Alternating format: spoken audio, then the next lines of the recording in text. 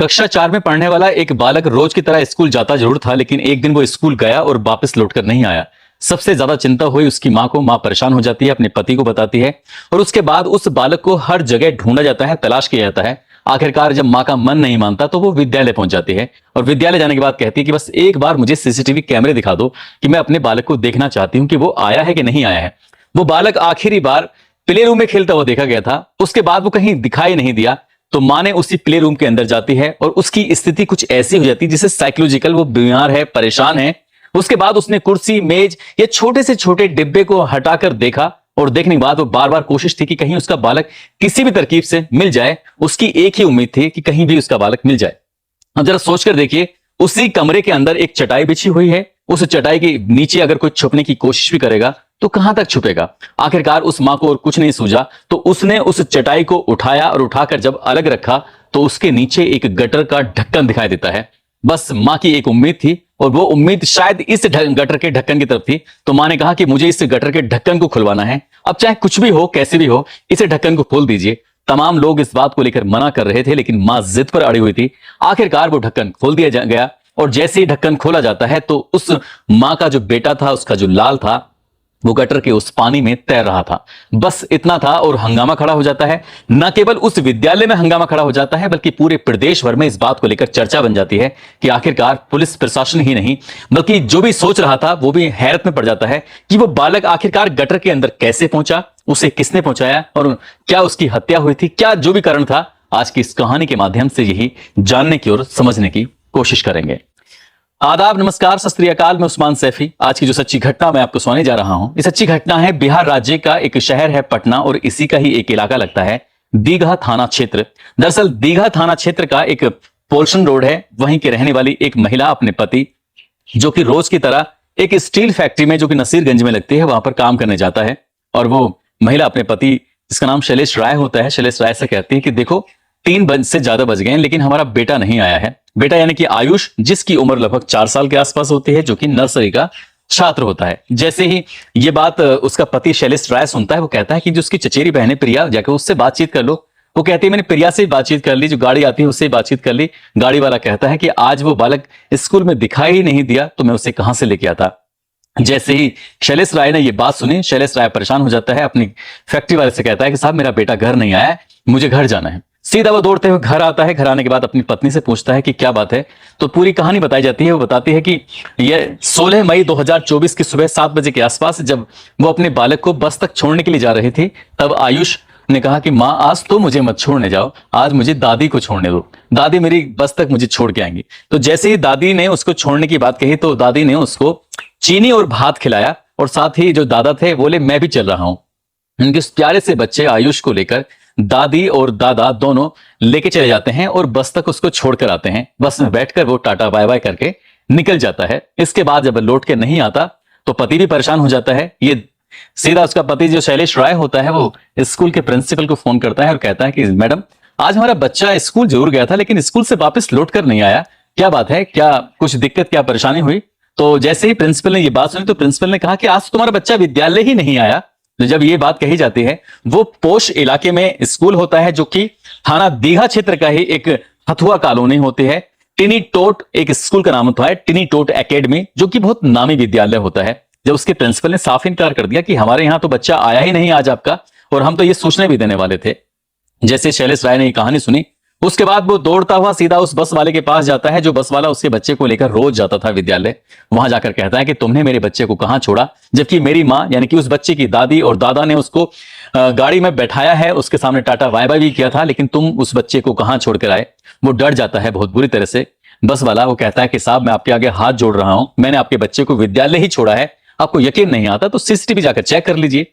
जब बात सीसीटीवी की आती है और एक उम्मीद, एक भरोसे के साथ वो बात कहता है, तो परिवार वालों को लगता है कि हाँ जो कह रहा है इसकी बात सुन लेते हैं। शाम के लगभग 4-5 के आसपास बज जाते हैं।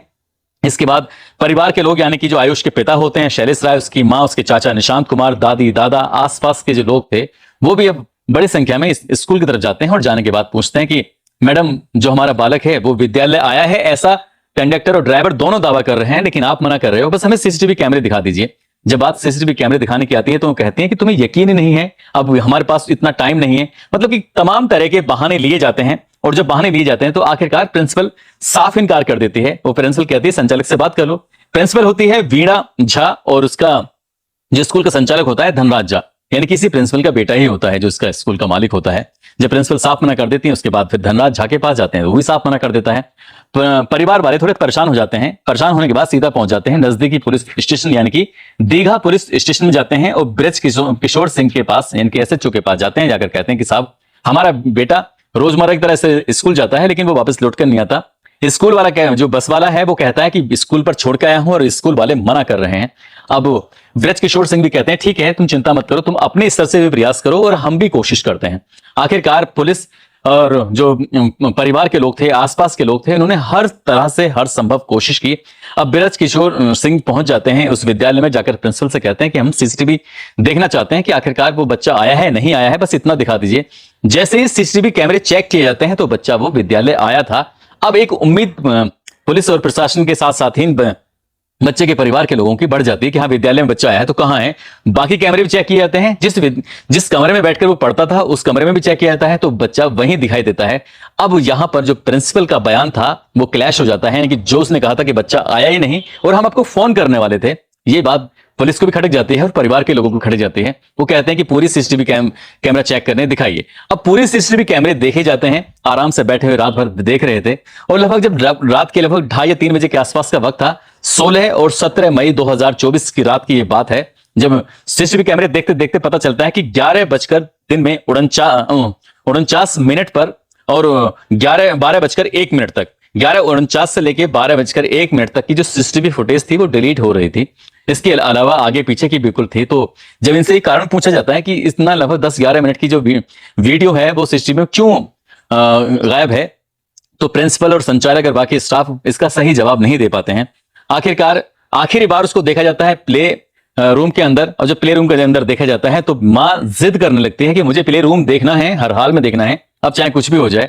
जब जिद की जाती है तो रात को 3 बजे के आसपास उस रूम का दरवाजा खुलवाया जाता है और माँ ने हर एक चीज को, क्योंकि प्ले रूम के अंदर जितने भी खेल खिलौने रखे हुए थे, डिब्बे रखे हुए थे, चाहे वो छोटे से छोटा हो या बड़े से बड़ा हो, माँ की जितनी बिसात हो सकती थी माँ ने हर एक चीज को उल्टा पलटा। और जब यहां से निकलने वाले थे सबके सब ये कहने लगते हैं कि यहां बच्चा नहीं होगा, तुम खामखा अपना वक्त बर्बाद कर रहे हो, इस प्रिंसिपल से या बाकी स्टाफ से पूछो वो बताएंगे। तभी माँ ने चलते चलते जो जमीन पे बिछी हुई एक चटाई थी उसको जैसे ही खींचा तो पता चलता है कि उसी कमरे के अंदर एक गटर का ढक्कन भी लगा हुआ है और माँ ने उस ढक्कन को जब तक उसे खोलवा नहीं लिया तब तक वो चैन से नहीं बैठी।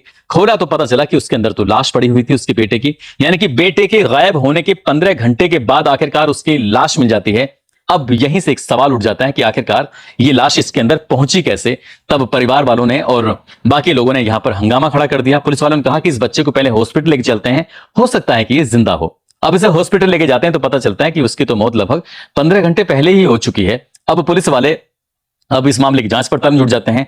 दिन निकल आता है और बड़ी संख्या में लोगों का यहां पर जमघट लग जाता है। देखते ही देखते गुस्साए लोगों ने, क्योंकि ये नामी स्कूल है, यहां पर बच्चों की सुरक्षा के लिए अच्छी खासी फीस भी दी जाती है और सब तमाम तरह की सुविधाओं के नाम पर ये काफी लूट खसोट भी करते हैं। तो परिवार वालों को गुस्सा आ जाता है। जितने लोगों ने, अभिभावकों ने सुना उन्हें गुस्सा आता है। महिलाओं ने उस विद्यालय में आग लगा दी। अब चाहे वो प्रिंसिपल का रूम हो या फिर कमरे हो, जहां जहां भी देखो उस विद्यालय में जब आग लग जाती है, यहां से जब लोगों की बिसात नहीं बनती तो उसके बाद फिर सीधा सड़क पर पहुंचते हैं, सड़क को पूरी तरह से जाम कर देते हैं। अब कहीं ना कहीं पुलिस प्रशासन पर यह बहुत बड़ा दबाव बन चुका था कि आखिरकार वो बालक खेलता खेलता उस गटर के अंदर कैसे पहुंचा। इसी का सवाल का जवाब सिर्फ एक जानता था और वो भी प्रिंसिपल वीणा झा। आज जब पुलिस ने वीणा झा से सख्ती से पूछताछ करने की कोशिश की है तो उसने एक कहानी सुनाई। कुछ लोगों को इस कहानी पर यकीन हो जाता है, कुछ लोग अभी यकीन नहीं कर रहे हैं कि जब तक पुलिस की जांच कंप्लीट नहीं हो जाएगी तब तक इस पर यकीन भी नहीं किया जा सकता। दरअसल वीणा झा कहते हैं कि बच्चा क्लास के अंदर खेल रहा था और खेलते खेलते वो स्लाइड से फिसल जाता है और फिसलते ही उसके सर में गहरी चोट लग जाती है। इसके बाद उसके सर से ब्लड बहने लगता है बहुत ज्यादा तादाद में। तो ये घबरा जाते हैं। तुरंत ही संचालक यानी कि धनराज झा को भी मौके बुलाया जाता है और जो शिक्षक उस वक्त मौजूद था, मनीष, वो मौके पर था ही। अब एक तरफ तो उसका जो ब्लड बह रहा है उसको समेटने की कोशिश कर रहे हैं और एक तरफ डर लग रहा था कि कहीं ऐसा ना हो कि ये बात किसी को पता चल जाएगी तो आखिरकार क्या करेंगे। वो उस बच्चे की हालत बेहोशी की थी। जब ही गटर का दरवाजा, उसका जो ढक्कन था उसको हटाया जाता है। हटाने के बाद उस गटर के अंदर उस बालक को डाल दिया जाता है, जबकि वो बेहोशी की हालत में था, यानी कि वो मरा नहीं था। काश उस बालक को सही वक्त पर सही उपचार मिल जाता तो शायद वो कभी मरता नहीं। ऐसा तो प्रिंसिपल कहते हैं, लेकिन प्रिंसिपल का यही कहना है कि साहब हम बहुत डर गए थे तो क्या तुम इस तरह से करोगे। कुल मिला के जो उसकी लाश को निकाला जाता है, जाहिर सी बात है हंगामा खड़ा होता है, विद्यालय में आग लगा दी जाती है, साथ ही जो बाहर जाम लगा दिया जाता है और ये खबर पूरे प्रदेश भर में फैल जाती है कि प्रिंसिपल ने उसके बेटे, जो कि इसका स्कूल का संचालक होता है, साथ ही एक शिक्षक ने किस तरह की कितनी बड़ी लापरवाही को अंजाम दिया है और एक बालक की एक तरह से हत्या कर दी। अब जैसे ही मामला थाने में पहुंचता है, उसके बाद जिस बालक के चाचा होते हैं, जिनका नाम निशांत होता है, वो कहते हैं कि साहब अभी कुछ दिन पहले ही हमें धमकी मिली थी। दरअसल हम बच्चे की जो फीस थी उसको वक्त पर जमा नहीं कर पाए। 8,400 रुपए के आसपास की इनकी फीस होती है, जब जमा नहीं कर पाते हैं तो इन्होंने कहा था कि अंजाम भुगतना पड़ेगा। जब बात अंजाम की आती है तो हमें क्या पता था कि ये हमारे बालक की हत्या कर देंगे। उस व्यक्ति ने, निशांत ने, अपने भतीजे की हत्या के मामले में जब थाने में तहरीर दी, और थाने में तहरीर देने के बाद बीणा झा जो प्रिंसिपल होती हैं, संचालक धनराज झा होते हैं, जो कि इस प्रिंसिपल का बेटा होता है, और मनीष शिक्षक, इनके खिलाफ आईपीसी की धारा 302, आईपीसी की धारा 120B, 202 और 34 के तहत मुकदमा दर्ज कर लिया जाता है। और पुलिस इस मामले की जांच पड़ताल में जुटी है कि आखिरकार हत्या का मेन कारण क्या है। अभी पोस्टमार्टम रिपोर्ट का भी इंतजार किया जा रहा था। साथ ही इस बालक की सगी चचेरी बहन भी, प्रिया, इसी विद्यालय में पढ़ती है। जब रिपोर्ट हो जाती है, हंगामा हो जाता है, तो प्रिया फिर चौंकाने वाली बात कहती है। प्रिया कहती है कि मैं उस वक्त वहीं थी जब उस बालक को इस तरह से मारा जा रहा था, और जब ये मार रहे थे, उस गटर के अंदर डाल रहे थे, तब उसे अपनी आंखों से देखा जो उसका ब्लड बह रहा था। तो मैंने जाके कहा कि मैम, इस मुझे, मेरे भैया को मुझे दे दो, लेकिन मैम ने उसे बुरी तरह धमकाया, कहा कि ये बात अगर इस विद्यालय से बाहर चली गई तो तुम्हें भी इसी तरह से मारकर इस गटर के अंदर डाल दिया जाएगा। प्रिया कितना सच बोल रही है या कितना नहीं बोल रही है, ये पुलिस की जांच के बाद ही क्लियर हो सकेगा।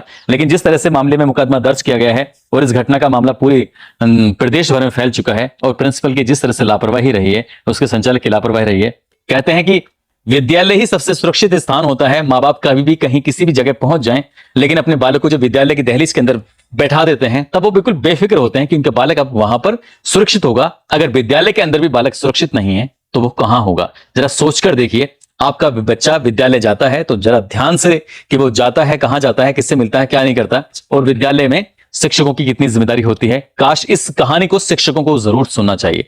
दोस्तों, जाते जाते आज नरेंद्र कुमार हैं, जो कानपुर के रहने वाले हैं, दीपक कुमार, गुरविंदर सिंह, उनकी पत्नी गगनप्रीत कौर हैं, आमिर सिद्दीकी सीतापुर से हैं, गजेंद्र सिंह, गुलराज परवीन, अली मोहम्मद, नफीस अंसारी, रामलाल सिंह, हरदेव सिंह, अमित यादव, मान सिंह, नारायण सिंह लोधी, प्रदीप त्रिपाठी, फैजुल खान, इन लोगों ने नाम लेने की अपील की थी। आप सब लोग अपना ख्याल रखें, सुरक्षित रहें। जय हिंद, जय भारत।